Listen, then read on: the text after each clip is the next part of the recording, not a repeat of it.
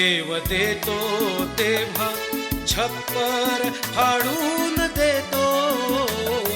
हवय नको ते म्हणणं प्रश्नच नसतो.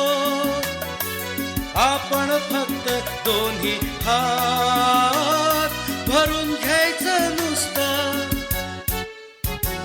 मला सांगा सुख म्हणजे नक्की काय असतं. मला सांगा सुख म्हणजे नक्की काय असतं. काय पुण्य असलं की ते घर बसल्या मिळतं. मला सांगा